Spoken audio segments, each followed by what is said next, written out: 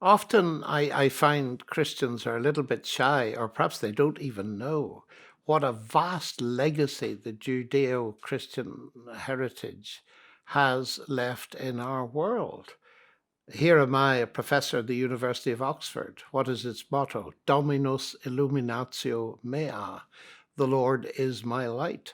And thinking of the universities as institutions, most of the leading ancient universities in the world were Christian institutions.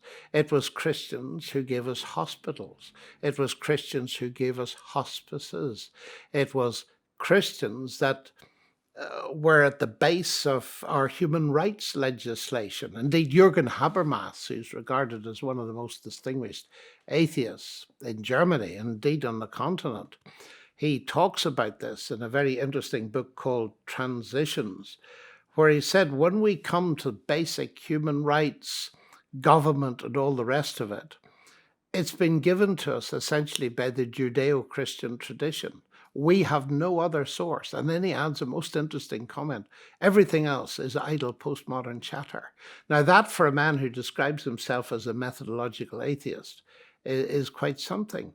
So in that sense, as you look back at those things upon which all of us depend and for which all of us are grateful, this tradition, the biblical tradition, if you like, is responsible for some of the things we value most. And indeed, the same Habermas says, we need to be very careful about thinking of getting rid of religion because of all those reasons, it is a very important source of meaning for many people.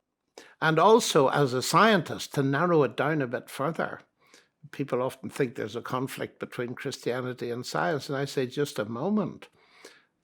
How did modern science arise in the 15th and 16th centuries? It was a Christian theological background. And of course, scholars have studied it and they've come to the conclusion, aptly expressed by C.S. Lewis, men became scientific because they expected law in nature, and they expected law in nature because they believed in a lawgiver. I put it this way, quite provocatively. I'm not remotely embarrassed to be a scientist and a Christian because arguably it was Christianity gave me my subject and all the benefit that has been to the world. It's so easy to forget that the intellectual underpinnings were belief in an intelligent God. And the founders of Oxford and Cambridge and all the rest of the major universities saw no dichotomy between science and God, so to speak. Indeed, it was their belief in God that was the motor that drove their science. So we owe Christianity a great deal, which is precisely what you'd expect, of course, if Christianity were true.